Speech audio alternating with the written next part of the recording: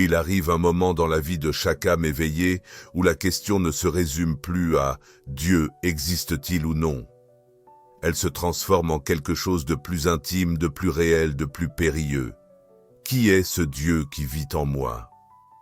Pour Carl Jung, Dieu n'était pas un concept extérieur, froid et distant. Ce n'était pas une figure mythique perchée dans les nuages, ni un dogme imposé par les traditions. Dieu pour lui était une réalité intérieure vivante, vibrante, agissante, une présence symbolique qui ne réside pas à l'extérieur, mais en nous, non pas sur les autels, mais dans les profondeurs de la psyché. C'est précisément cette conception qui valut à Jung étonnement, admiration et même rejet parmi les théologiens, les scientifiques et les chercheurs. Jung ne niait pas Dieu, mais ne le réduisait pas non plus à une simple croyance. Il osait affirmer que Dieu était une expérience, et cela change tout. Une croyance peut être héritée, une doctrine peut être enseignée, mais l'expérience de Dieu, personne ne peut la vivre à votre place. Dès son plus jeune âge, Carl Jung sentit qu'il y avait quelque chose de sacré dans l'âme humaine. Une impulsion, une force, une présence. Il percevait que l'être humain ne se satisfait pas de réponses purement rationnelles. L'âme a fin de sens et l'idée de Dieu, loin d'être un simple produit culturel, est, selon lui, un archétype fondamental de l'inconscient collectif. Elle est là, gravée dans la structure de la psyché humaine, indépendamment de la religion du temps ou du lieu. Mais qu'est-ce que cela signifie? Que Dieu ne serait qu'une projection interne, une création psychologique? Pour Jung, non. L'archétype de Dieu est une image intérieure qui pointe vers quelque chose de réel, mais qui ne peut être accessible que par le symbole. C'est comme la lumière du soleil réfléchie à travers un vitrail. Le vitrail n'est pas le soleil, mais il laisse passer sa présence. Et ici, Jung fait une distinction essentielle. Le Dieu en lequel nous croyons n'est pas toujours le Dieu que nous expérimentons. Beaucoup croient en une divinité juste, aimante, parfaite, mais vivent dominés par la culpabilité, la peur et la punition. D'autres disent ne pas croire en Dieu, mais ressentent une force supérieure dans leurs rêves, leurs intuitions ou leur synchronicité. Que cela révèle-t-il? Que Dieu, pour Jung, n'est pas une idée. C'est un phénomène psychique, un événement intérieur. C'est ce que nous allons explorer ensemble dans cette vidéo. Pas une définition de Dieu, mais une traversée, une plongée dans la vision audacieuse, profonde et symbolique que Jung a offerte sur le divin et sur la place qu'il occupe en nous. Si un jour vous avez eu le sentiment qu'une force plus grande vous observait de l'intérieur, alors peut-être que cette vidéo est la conversation la plus authentique que votre âme attendait. Pour comprendre la vision que Carl Jung avait de Dieu, il faut remonter à son enfance, pas seulement aux faits, mais à ce qu'il même révèle dans son autobiographie, ses mémoires, ses rêves et ses réflexions. Là, il dévoile comment, dès son plus jeune âge, il ressentait un profond conflit entre ce qu'on lui enseignait sur Dieu et ce qu'il percevait en lui-même. Son père était pasteur protestant, un homme de foi doctrinale, mais aussi animé par une angoisse silencieuse, et Carl percevait chez lui une douloureuse contradiction. Il parlait de Dieu avec les mots justes, mais semblait ne pas le vivre avec un cœur pleinement éveillé. C'était comme s'il avait la foi, mais pas l'expérience. Cette ambivalence marqua profondément Carl. Il ne voulait pas d'un Dieu réduit à des formules toutes faites. Il désirait un Dieu qui lui parle même dans le silence. Encore enfant, il vécut un moment mystique qu'il garderait à jamais en lui. Seul chez lui, il fit une vision symbolique terrifiante. Il vit Dieu assis sur un trône et une image sacrée être détruite par une substance impure, une pensée interdite surgissant avec force. Il n'en parla à personne pendant des années, mais à cet instant, il comprit que Dieu n'était pas ce que les adultes affirmaient. Il y avait quelque chose de bien plus profond, ambigu et mystérieux derrière la figure qu'on tentait de lui enseigner. Cette vision d'un Dieu qui dépasse les limites de la morale religieuse, à la fois créateur et destructeur, lumière et ombre, silence et fureur, alla l'accompagner toute sa vie. Alors que la plupart cherchaient un réconfort spirituel dans les doctrines, Jung cherchait un contact véritable. Il voulait comprendre pourquoi Dieu permettait la souffrance, pourquoi il semblait si absent ou au contraire si terriblement présent. Cette quête ne l'éloigna pas de la spiritualité. Au contraire, elle approfondit sa soif de vérité, mais une vérité qui ne correspondait pas au discours traditionnel.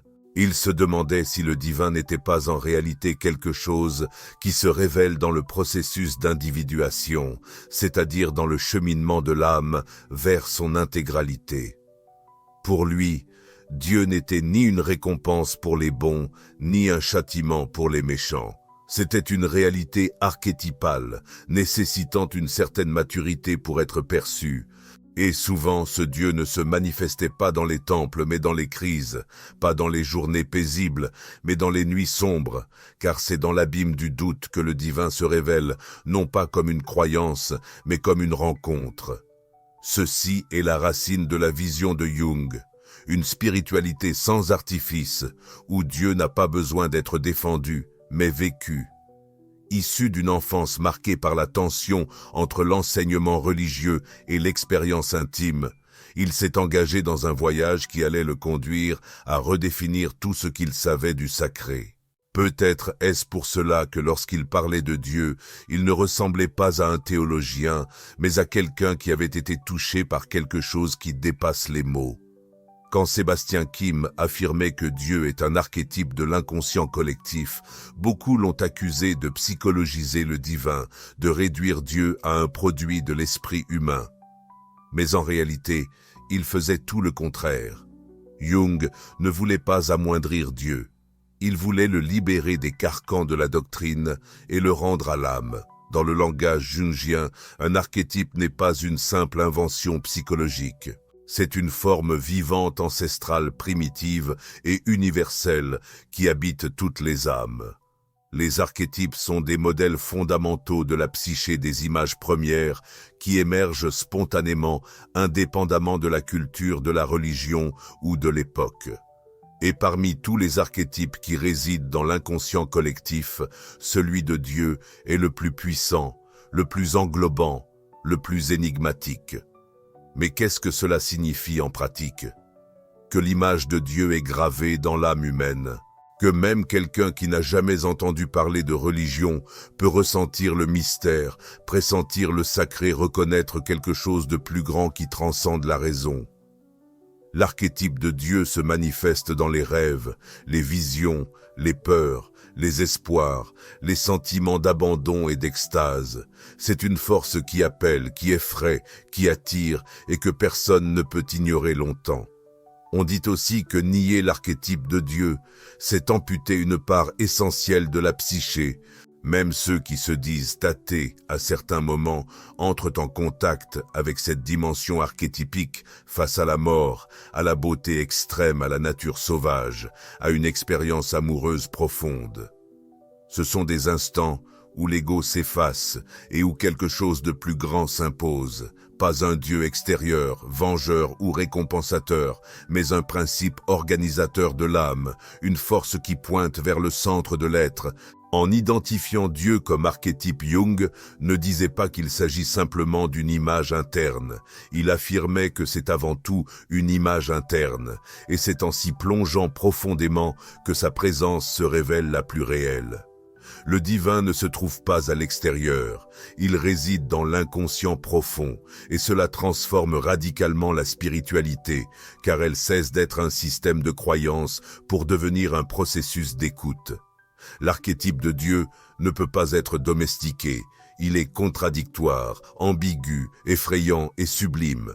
Il porte en lui la lumière et l'ombre, il éveille à la fois l'amour et la terreur. C'est précisément pour cela que pour Jung, Dieu était une réalité psychique vivante et non un simple concept.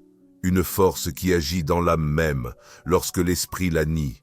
Quand l'archétype de Dieu émerge, tout change.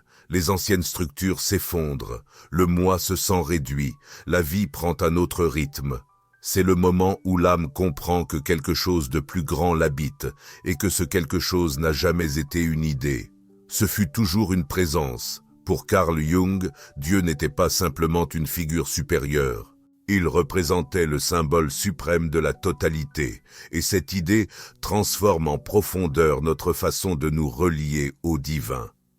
Car si Dieu incarne la totalité, cela signifie qu'il ne se trouve pas seulement dans ce que nous approuvons, mais aussi dans ce que nous rejetons. Pas seulement dans la lumière que nous cherchons, mais aussi dans l'ombre que nous évitons. L'image de Dieu, selon Jung, est une représentation symbolique de ce que l'âme reconnaît comme complet, entier, absolu. C'est pourquoi elle surgit avec tant de puissance dans la psyché, car l'être humain dans sa condition pressent qu'il y a des parts de lui qui ont été oubliées, refusées, étouffées. Et l'élan spirituel naît précisément de ce désir, celui de se reconnecter à ce tout perdu. Le processus que Jung a appelé l'individuation est en vérité un voyage sacré, pas religieux au sens institutionnel, mais spirituel dans son sens le plus profond. C'est le chemin de l'âme vers l'intégration de ses polarités, c'est le mouvement qui cherche à unir le conscient à l'inconscient, le moi au soi, la raison à l'intuition, l'ombre à la lumière. Et au cœur de cette intégration se trouve l'archétype de Dieu. Cet archétype agit comme un aimant. Il appelle l'âme à revenir chez elle, mais pas dans une maison extérieure protégée par des règles ou dogmes. Une maison intérieure où tout ce que vous êtes peut enfin exister sans s'annuler. Où la souffrance devient sagesse, la colère se transforme en force et la vulnérabilité devient compassion. Cette totalité n'est pas un état parfait, mais un état authentique. Et Dieu, dans ce contexte, est le symbole majeur de cette vérité profonde. C'est pourquoi Jung considérait la religion comme une carte symbolique. Les images divines, les rituels, les mythes, tout cela pour lui représente des tentatives d'exprimer l'inexprimable. Mais lorsque ces images deviennent littérales, rigides et moralisatrices, elles cessent de désigner Dieu pour commencer à le dissimuler. Le symbole n'est vivant que lorsqu'il est habité par une conscience, quand il sert de pont et non de prison. La véritable rencontre avec le divin, disait Jung, se produit lorsque l'individu atteint le centre de son être. Et en ce centre, il n'y a pas de Dieu externe attendant une approbation. Il y a un silence plein, une présence qui unit tout ce qui semblait opposer un mystère qui n'a pas besoin d'être expliqué, simplement vécu. Et c'est peut-être pour cela que lorsqu'il parlait de Dieu, Jung ne s'exprimait jamais avec certitude. Il parlait avec révérence, car il savait que plus on se rapproche de la totalité, moins on ressent le besoin de la définir. L'un des aspects les plus audacieux et transformateurs de la vision de Carl Jung est la distinction entre croire en Dieu et vivre Dieu. Pour lui, croire est un acte mental social souvent hérité.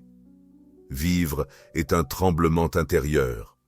C'est quelque chose qui déstructure, qui désorganise l'ego, qui change la façon dont on ressent, agit et perçoit la réalité. Jung affirmait avec toute clarté « Je ne crois pas en Dieu, je sais ». Cette phrase a choqué beaucoup de monde. Mais ce qu'il voulait dire n'était pas une affirmation dogmatique, c'était une confession d'expérience. Dieu pour lui n'était pas une hypothèse ou une foi abstraite, c'était une réalité vécue, quelque chose qui s'imposait de l'intérieur comme une force archétypale, une présence mystérieuse et indiscutable qui se manifestait dans les rêves, les symboles, les intuitions et les synchronicités. Et c'est à ce stade que Jung se distingue de nombreux chemins religieux traditionnels, car la plupart des religions s'organisent autour de la croyance de ce qu'il faut accepter, affirmer, répéter. Mais l'âme, selon lui, ne se transforme pas par des croyances, elle se transforme par des expériences. La croyance peut apaiser, mais c'est l'expérience qui change tout, car elle ne dépend pas d'un autre, ne dépend pas de dogme. Elle marque, ouvre, restaure, et parfois détruit. Il est fréquent que quelqu'un dise croire en un Dieu aimant, mais vive dans la peur. Croire en un Dieu juste, mais ressentir une culpabilité constante. Croire en un Dieu qui pardonne, mais ne jamais se pardonner soi-même. Pour Jung, cela révèle un abîme entre l'esprit et la psyché. Car, dans la psyché, Dieu se manifeste à travers la vérité émotionnelle. Et si le Dieu qui habite en vous est un punisseur froid et exigeant, alors c'est vraiment lui avec qui vous êtes en contact, même si vous le niez par des mots. C'est pourquoi il insistait, ne dis pas ce que tu crois, observe ce que tu ressens. La véritable image de Dieu en toi ne se trouve pas dans ce que tu répètes, elle est dans ce que ton âme porte. Et cette image doit être transformée non par des débats ou des prières répétées, mais par un contact intime avec l'inconscient. Jung percevait dans les rêves, les visions et même les symptômes psychiques, les manifestations d'un dialogue avec le divin. Lorsque l'inconscient envoie une image symbolique, il cherche à rééquilibrer quelque chose, à compenser l'ego, à révéler une dimension oubliée. Et souvent ces images sont effrayantes, ambiguës, sombres, car Dieu est aussi mystère, chaos et force brute. Vivre Dieu alors n'est pas un acte rassurant. C'est une renaissance, un désordre créatif, une rencontre avec quelque chose qui défie l'ego mais qui réveille l'âme. Ceux qui traversent cette expérience ne se contentent que rarement de croyances héritées, car ils découvrent dans le silence que Dieu n'est pas une réponse, c'est un appel. Au cœur de la psychologie jungienne, il y a un concept qui résonne comme un écho sacré, le soi. Plus qu'une idée, le soi est, pour Carl Jung, la totalité de la psyché, ce que nous sommes mais que nous ne connaissons pas encore. Et c'est dans ce centre silencieux qu'il voit quelque chose d'extraordinaire, l'image de Dieu dans l'âme humaine. Le soi, selon Jung, n'est ni l'ego renforcé, ni le moi idéal des réseaux sociaux, ni le personnage que nous avons appris à jouer pour être accepté. Le soi est le noyau vivant de l'âme, où toutes les parts se rejoignent. La lumière, l'ombre, le masculin et le féminin, l'instinct et l'esprit, le désir et la sagesse. Il est à la fois individuel et universel, et tout au long de la vie, tout tend à nous en rapprocher, même si cela exige rupture, crise et nuit sombre. C'est pourquoi Jung affirmait « Le soi est l'équivalent psychologique de l'image de Dieu ». Il ne disait pas que nous sommes des dieux au sens égotique, mais qu'à l'intérieur de chaque être humain existe une étincelle qui pointe vers le divin. Une structure psychique qui nous guide, nous transforme, nous dépasse, et si on l'écoute avec attention, nous ramène à notre essence. Mais il y a un détail profond ici. Le soi ne parle pas le langage de l'ego. Il ne négocie pas, ne crie pas, ne séduit pas. Il se manifeste dans des rêves symboliques, des élans créatifs, des synchronicités, des pressentiments et souvent à travers des souffrances apparemment inexpliquées. Car lorsque nous nous éloignons du soi, quelque chose en nous commence à s'affaiblir. Le symptôme apparaît alors comme une invitation à revenir vers lui selon Jung. Si Dieu se manifeste dans l'âme, c'est par le soi que cette manifestation prend forme. Il est l'axe invisible de l'individuation, la présence intérieure qui cherche à nous rendre entiers, non pas parfaits, mais authentiques. Et ce processus est loin d'être confortable. Car pour trouver le soi, l'ego doit céder, admettre qu'il n'est pas le centre, qu'il ne sait pas tout, qu'il ne contrôle pas la vie. Cette reddition cependant n'est pas une faiblesse, mais le début de la sagesse, car plus nous nous rapprochons du soi, plus nous nous sentons guidés par quelque chose de plus grand. Pas à l'extérieur de nous, mais à l'intérieur. Quelque chose qui n'impose pas mais invite, qui n'exige pas mais éveille, qui ne divise pas mais intègre. Dieu, dans ce sens, n'est pas une figure assise au dehors, observant à distance. Il est un processus interne, un champ de conscience qui pulse au centre de l'âme. Et lorsqu'on touche le soi, ne serait-ce qu'un instant, on sait non pas avec l'esprit, mais avec une certitude silencieuse. Le divin a toujours été là, attendant simplement que nous cessions de chercher si loin. Pour beaucoup, Dieu est synonyme de lumière, d'amour, de perfection. Mais Carl Jung, avec son courage symbolique et sa fidélité à la vérité de la psyché, a osé regarder un aspect souvent nié, l'ombre de Dieu. C'était l'une des idées les plus profondes et controversées qu'il ait jamais apportées au monde. Jung percevait que tout comme l'être humain a une ombre, des parts niées, réprimées, non acceptées, le concept même de Dieu porte aussi une ombre archétypique. Cela ne signifie pas que Dieu soit mauvais, punitif ou injuste. Cela veut dire que si Dieu est le symbole de la totalité, il inclut aussi ce que l'esprit humain ne comprend pas, rejette ou craint. Cette intuition est née tôt dans la vie de Jung. Encore enfant, comme nous l'avons vu, il fit l'expérience de vision de Dieu, accomplissant des actes que le catéchisme n'aurait jamais permis. Cela le troubla profondément, mais avec le temps, il comprit que le divin n'est pas seulement lumière, il peut aussi se manifester sous forme de destruction, de chaos, de silence et d'angoisse. Et lorsque nous négligeons cet aspect, nous le projetons sur le monde et l'appelons mal, démon, destin cruel. Jung a clairement observé cela durant les guerres mondiales, lorsque la civilisation qui prétendait croire en un Dieu d'amour a sombré dans des horreurs indescriptibles. Comment cela a-t-il été possible? Parce qu'il existait une coupure. L'ombre du divin niée par les religions officielles jaillissait dans les instincts humains de façon incontrôlée et destructrice, non pas parce que Dieu était mal, mais parce que l'inconscient collectif était déséquilibré. Pour lui, le mal n'est pas une force extérieure opposée au bien, c'est une partie intégrante de la structure globale de la réalité. C'est quelque chose qui doit être reconnu, compris et intégré. Le mal refoulé devient ombre active, et cette ombre peut dominer des individus, des sociétés et même des systèmes spirituels. C'est pourquoi, selon Jung, le véritable travail spirituel ne consiste pas seulement à rechercher la lumière, mais à embrasser l'ombre avec clairvoyance. Il expliquait que l'être humain doit rendre conscient le potentiel maléfique qui existe en lui, non pas pour s'y abandonner, mais pour ne pas en être esclave. Il en va de même pour l'image de Dieu. Lorsque Dieu est perçu uniquement comme perfection, on crée un idéal inaccessible. Et tout ce qui ne correspond pas à cet idéal est rejeté dans l'inconscient, où il fermente, se déforme et fait souffrir.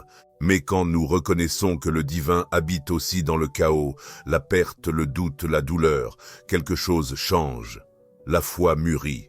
La spiritualité devient vérité et Dieu cesse d'être un juge extérieur pour devenir un processus intérieur où chaque ombre est invitée à participer à la lumière. Car au fond, comme le disait Jung, l'être humain ne s'illumine pas en imaginant des figures lumineuses, mais en rendant consciente l'obscurité. Et c'est aussi vrai pour le Dieu qui réside en nous. Il y a des moments dans la vie où tout s'effondre, les relations se brisent, la santé décline, les rêves s'étiolent et le sens semble disparaître.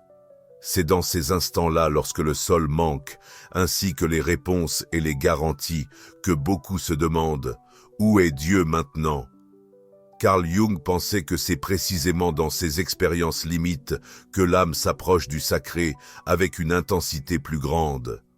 Non pas parce que Dieu cause la souffrance, mais parce que c'est dans le vide que l'écoute devient plus claire. Lorsque l'ego ne sait plus quoi faire, quand l'esprit rationnel ne peut plus expliquer, que la foi apprise se révèle fragile, quelque chose de plus grand commence à émerger. Jung constatait que la véritable expérience du divin survenait rarement dans des moments de gloire. Elle surgit dans le désert, en crise d'identité, en deuil, dans le doute radical. C'est là, sur le territoire de la douleur, que l'ego est blessé et que l'inconscient s'ouvre. Et dans cet espace symbolique dépouillé de contrôle et de certitude, le silence commence à murmurer et l'archétype de Dieu se manifeste comme un silence, comme un feu, comme une vision, comme une renaissance. Il disait « Dieu se manifeste lorsque l'être humain atteint la limite de sa résistance. » Non pas parce que la souffrance en soi est divine, mais parce qu'elle dissipe le faux, et ce qui reste après cela est essentiel. Ces moments sont des portails. Dans ces moments-là, tu ne parles pas de Dieu. Tu cries, tu ne théorises pas, tu ressens. Tu ne cherches plus la lumière, tu implores un sens, et s'il y a une écoute intérieure, quelque chose de profond se produit.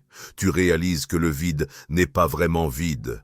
Il est chargé d'une nouvelle conscience, d'une nouvelle présence, d'un Dieu qui n'est plus celui de l'enfance, mais qui te regarde maintenant de l'intérieur.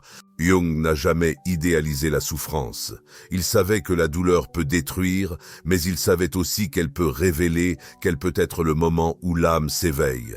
Parce que lorsque tout semble perdu, l'ego se tait enfin. Et c'est dans ce silence que la réponse arrive, non pas comme une solution magique, mais comme une transformation intérieure. Dieu, dans ces moments-là, n'apparaît pas comme un miracle. Il se manifeste comme présence, comme intuition soudaine, comme acceptation profonde, comme une larme qui devient soudainement prière. C'est à cet instant que le sacré cesse d'être une croyance et devient une certitude ressentie dans le corps, dans la respiration, dans le temps qui s'étire. Et alors même sans tout comprendre, tu devines.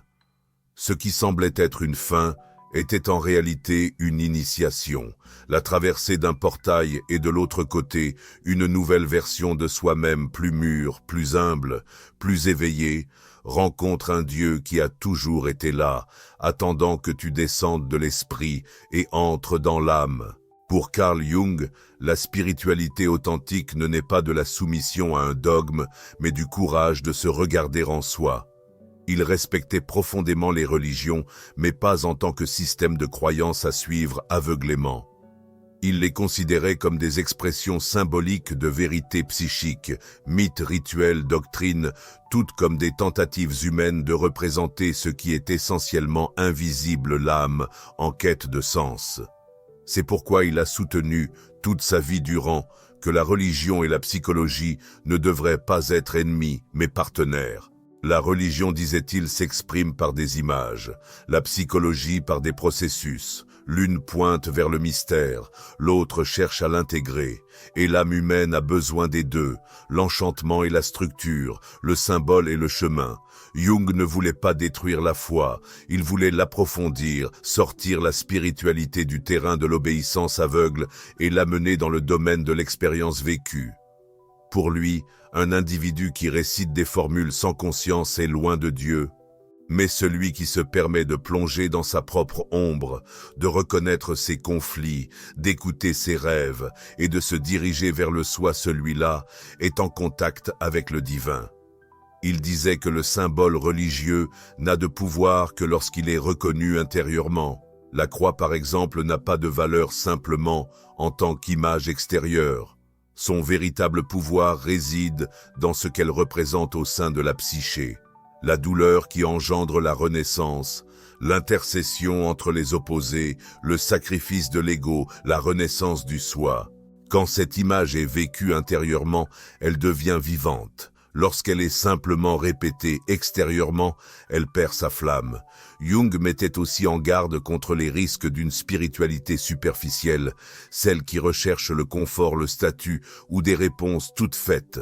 Pour lui, la véritable religiosité exige de traverser le désert de l'âme, de faire face au silence de Dieu et d'intégrer les paradoxes. Ce n'est pas un chemin linéaire, c'est une spirale, parfois ascendante, parfois plongeante, mais toujours transformante. Il rêvait d'une spiritualité où l'être humain pourrait regarder Dieu sans peur et se regarder lui-même avec révérence, où le sacré ne serait la propriété d'aucune institution, mais une expérience intime, personnelle et intransmissible, où chaque âme pourrait trouver à son propre rythme l'image vivante de Dieu qui habite dans son inconscient.